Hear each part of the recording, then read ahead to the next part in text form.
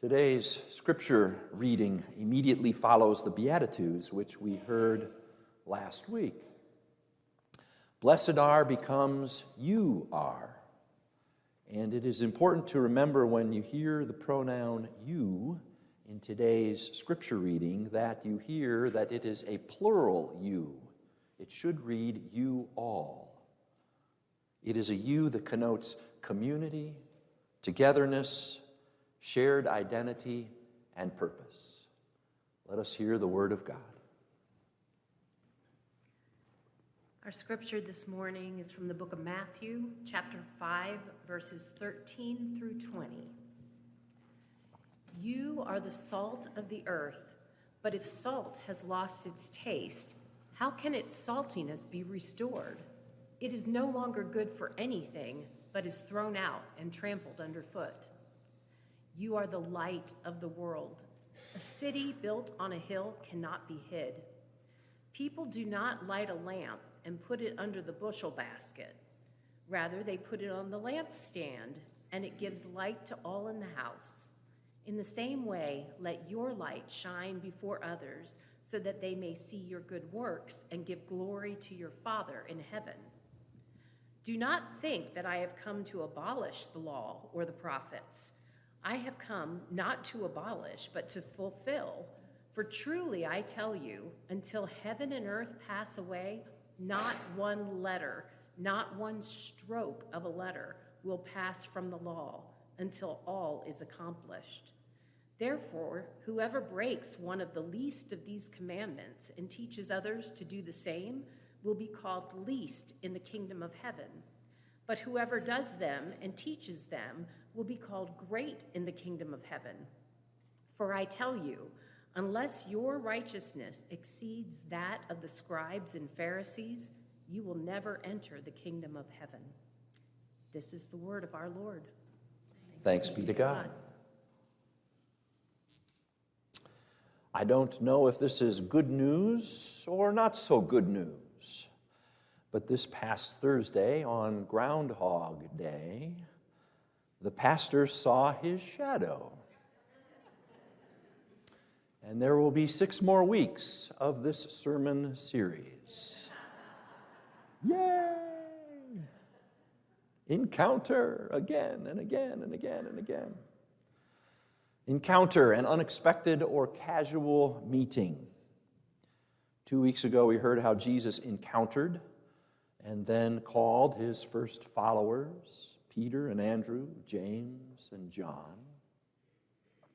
Or perhaps it was more unexpected on the part of those first 4 disciples to feel the call, to hear the call, and to leave everything and immediately follow Jesus. Last week we heard the introduction to the Sermon on the Mount and encountered unexpected blessings. Blessed are the poor in spirit. Blessed are those who mourn, the meek, and those who hunger and thirst for righteousness. Today we encounter salt and light. If you wonder about what the kingdom of heaven is like, look to the Beatitudes. Blessings are found in those unexpected places, and we are to look to the poor, to the mourners, to the meek, and to those who hunger for righteousness, to see our full humanity reflected back to us. We may not be poor or poor in spirit at this time. We may not be in mourning at this time. We may not feel meek at this time. We may not be hungering for righteousness at this time, but those who are blessed by God, fully immersed in what we might call those difficult ways of being a human being. After this introduction to what the kingdom of heaven looks like, Jesus gives his hearers a summary of how we are supposed to live as we live into the kingdom of heaven of here on earth. The demands of discipleship are right up front in the sermon. Jesus wastes no time. Be the salt of the earth, and be the light of the world. And in doing so, may your righteousness exceed even that of the most religious folks of the day. And then the remainder of the Sermon on the Mount just fills in the details of how to be the salt of the earth and how to be the light of the world. And it concludes with those wonderful, wonderful words, "In everything, do to others as you would have done unto you." Salt. One atom of sodium, one atom of chloride, NaCl. Soluble in water and several other liquids. Light. One of the most fundamental constants of nature. Light is a wave that travels in a straight line at the speed of 186,000 miles per second. Why, you may be thinking, is Eric waxing scientifically this Sunday morning? Well, I had the joy and delight of a proud papa moment this past week. I went to Boston, out on Wednesday, back on Friday. And on Thursday, I heard my youngest daughter give a presentation at a biology research symposium where she delighted her listeners with a speech titled, "How a Radical SAM Enzyme Equips Anaerobes to Metabolize Components of Crude Oil." It was dazzling, marvelous, moving, at least I think it was, because to be honest, I didn't understand a word of what she was saying. For example, here are the closing words to her presentation's abstract. Initial data have shown that the entire auxiliary domain is not important for binding or activation of the XSS, but could instead control oligomeric state or act as an in vivo electron transfer domain. Wow. To which this proud papa was nodding vigorously. Preach it, daughter, preach it. I tried not to embarrass her in the midst of all of those science-type folks who were very serious, taking it all in, by standing up and cheering and going, "Woot, woot, woot, you go, girl." Didn't do that. I refrained. Probably inappropriate for that setting, not so for the Super Bowl next Sunday, but at an MIT biological symposium. Whereas the scientists in the room could interpret and understand the pictures that my daughter used in her presentation, all I could see were what looked like cartoon Pac-Man characters dancing across the screen. I guess they were enzymes or something, eating crude oil. My daughter's presentation was a success. A rousing ovation, very polite, followed by several questions.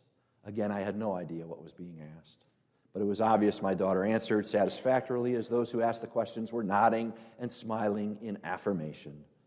A success. And then I got to thinking about my sermon for today. There, in the midst of a bunch of scientists gathered to talk about the interactions of enzymes and crude oil, I found myself asking some questions of my own. What does being the salt of the earth look like? What do people see when they look at us as the light of the world? How do we interact with others as salt and light? Do Jesus' words simply mean that he wants us salted up to taste good to others? I'm not so sure about the connotations of that question. Are we to be fully lighted so that all may see our grandeur? Seems a bit self-serving in my mind. Do those around us even understand our saltiness? Do they understand our light? Elizabeth and I went to a cooking class on Friday night where we learned how to prepare a Tuscan meal of scallops and pasta. We were instructed by the head chef to salt and pepper the scallops prior to cooking them. Elizabeth and I looked at each other. We looked at our co-cooking partners across the table. They looked at us. How how much salt. Some prefer lots of salt, some a little bit of salt, some none at all. Do you salt your pasta? Yeah, occasionally, but I had no idea to take a whole handful of salt like the head chef did and dump it into the pasta water. That was a lot of salt. Does he mean real salty or just a little bit of salt? No doubt his listeners had three things in mind when they heard Jesus speak about a salty life. Salt adds flavor to food. Salt acts as a food preservative in those times. And salt was a necessary ingredient to be added to every sacrifice offered at the temple. Salt, add flavor, preserve, sacrifice. Ellen DeGeneres has a delightful, somewhat salty reflection on the opening verses of the Bible. She says, "In the beginning there was nothing. God said, 'Let there be light.' And there was light. There was still nothing, but you could see it a whole lot better." Light, perhaps the most important ingredient of the universe, and, as Jesus would have it, the most important ingredient for the world. Be the light of the world, he says. At the end of his book, Unlearning God, which is a beautiful, humorous, and gentle book about faith in our times, the Indiana Quaker author, pastor Philip Gulley writes about the light of our faith. He talks about it in terms of the God within. Gulley writes, "People like Jesus have revealed this light and will continue to do so. You and I can live in the power of this light and love. This light transcends religions, nations, cultures, genders, and eras. It is present in all people, everywhere. This light is the source of all joy, the fountainhead of all love. And when we live in its power, we are fully human, living as God intended." I once sat in a meeting with Philip where we pastors shared stories about being pastors. I had just resigned from the first church to which I was called. I had served faithfully for over 3 years, only to run into theological controversies that doused the light I had inside of me. I was very down. I shared what had happened with Philip in his aw-shucks, down-to-earth manner that is oh so Philip Gulley. He replied, "Look at it this way, Eric. Your ministry lasted longer than Jesus' ministry."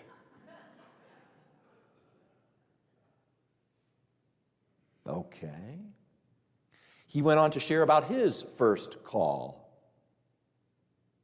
"I lasted only 9 months at my first church and was terminated when they heard that I didn't believe in hell." How is it that some people who are called to be the light of the world tend to focus more on the glowing light of hell when dealing with other people who think differently? It's a puzzle. My faith prior to talking to Philip was at an all-time low in the ministry. My sense of my own righteousness nowhere near exceeding that of the other religious people of the day. But somehow in the offering and perspective, Phil's light of experience and wisdom and humor made me feel a whole lot more whole. The flicker of light in my heart began to grow once again, back into the ministry.